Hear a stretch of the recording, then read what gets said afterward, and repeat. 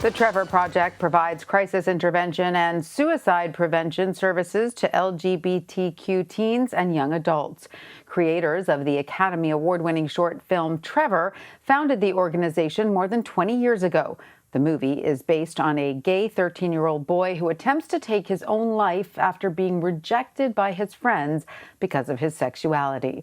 According to the Trevor Project, in the past year, 42% of LGBTQ youth seriously considered attempting suicide, including more than half of transgender and non-binary youth. Well, I think this research is, first of all, a positive sign to reflect on. There are so many challenges that LGBTQ young people are facing, and constant discrimination and attacks on the political level. And we are seeing that 85% of LGBTQ young people have pride in being LGBTQ. We know that when you see images of people who are successful, when there is less discrimination and stigmatization in society, that helps young people feel proud of themselves, and that allows them to succeed and to thrive. So, which issues do you feel are at the forefront for LGBTQ youth at this moment? Well, LGBTQ young people face many of the same challenges that all young people face. This has been an incredibly challenging year with COVID-19, the national reckoning on systemic racism and racial violence.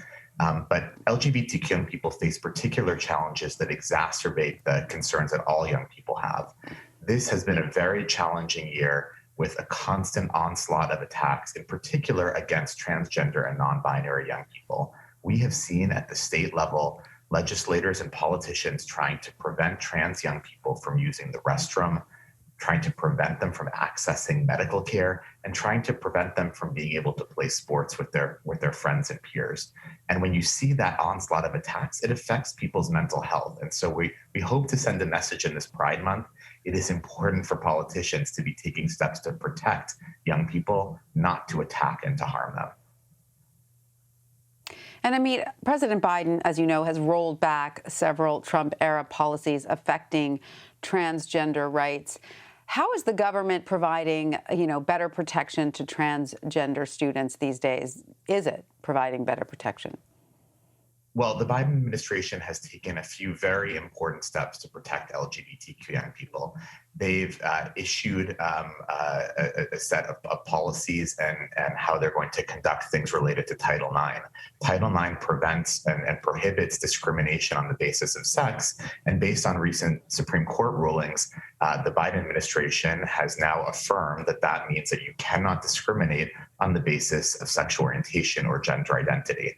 So this sends a really important message, not just to young people, but to teachers, youth-facing adults, principals, schools administrators, that everyone needs to be protected. Schools should be a place where all people can thrive, all students can be themselves, and that includes LGBTQ young people.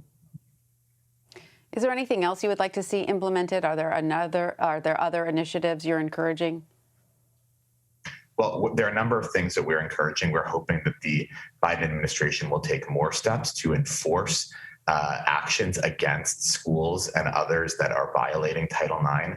We hope that they will implement policies in terms of healthcare that can prevent discrimination, in particular against transgender people, but also on the basis of sexual orientation in the healthcare system.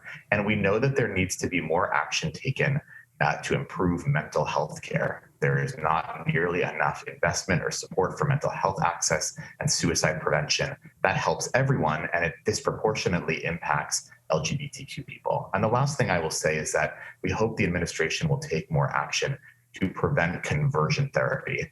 We know that this discredited and dangerous practice is harming LGBTQ young people every single day. It increases their risk of suicide. It does not work, and we hope that the administration will take more action to prevent kids from this form of what is essentially torture.